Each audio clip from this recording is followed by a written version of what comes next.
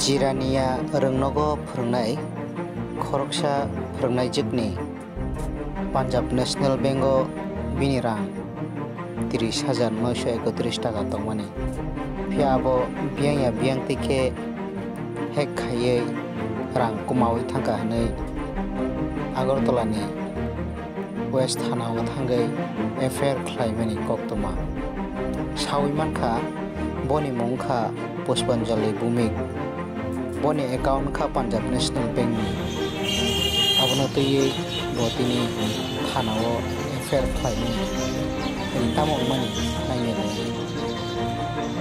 আমার অ্যাকাউন্ট থেকে আজকে প্রায় 30,931 টাকা ডিডাক্ট হয়েছে, যেটা আমি করছি। সকালবেলা 28,000 টাকা ডিপোজিট হয়েছে, আর এর আগে বাকি টাকাটা আসলে আজকে দুপুর নাগাদ 2:30 নাগাদ পুরোটা টাকাই ডিডাক্ট হয়েছে। 0.4 ব্যালেন্স শুধু আছে, টাকা ব্যালেন্সে ব্যালেন্স কোনো টাকাই নেই। কোন ব্যাংকের এটা? পিএনবি ব্যাংকের, পাঞ্জাব ন্যাশনাল ব্যাংক, বটতলা ব্যাংক। আপনি কি কোন স্কুলের মানে শিক্ষিকা? আমি স্কুলে আছি, প্রাইভেট স্কুলে। কোন স্কুল? জিরানিয়াতে। আগে এরকম ছিল না, কোনোদিন হতো না। আমি অনেক পুরনো অ্যাকাউন্ট এই ব্যাংকে, কিন্তু এই প্রথম এমন। এটা আপনারা মানে জানাইছেন স্কুল কর্তৃপক্ষের বা হ্যাঁ, সবাই ব্যাংকে আমি গিয়ে আইছি, ব্যাংকের থেকে স্টেটমেন্ট দিচ্ছে। এখন ওয়েস্ট পুলিশের স্টেশন আইছি, তো জিডি এন্ট্রি করানো হয়েছে।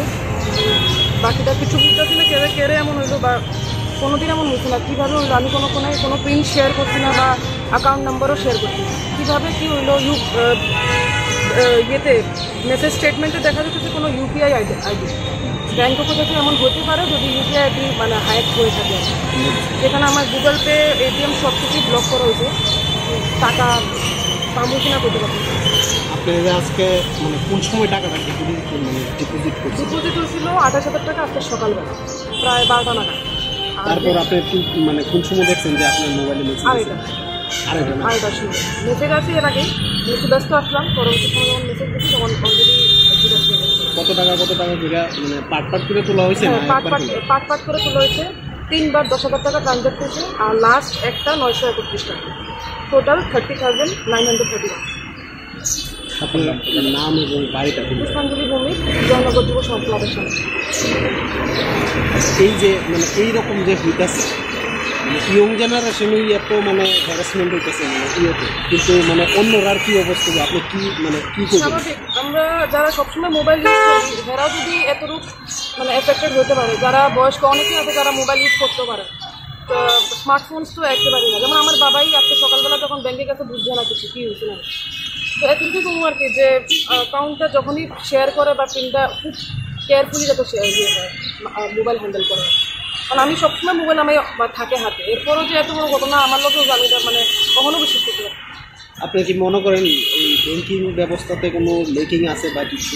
দেখেন, এটা তো আমি করতে পারতেছি না লেকিং আছে কি না, এটা ব্যাংক অফিসিয়াল করতে পারবো। বাট হ্যাঁ, কাস্টমার্সরাই ভুগে আর কি। আলটিমেটলি কাস্টমার্সরাই বেশি ভুগতেছে, কারণ টাকা তো আমাদের আমরা না, ব্যাংক চাইলেও কিছু করতে পারবো কি না। কারণ আমি যখন ব্যাংকে গেলাম তারা বলতেছে আননোন ইউপিআই আইডি, তারা কিছু করতে পারতেছে না। তো স্বাভাবিক। Thank you.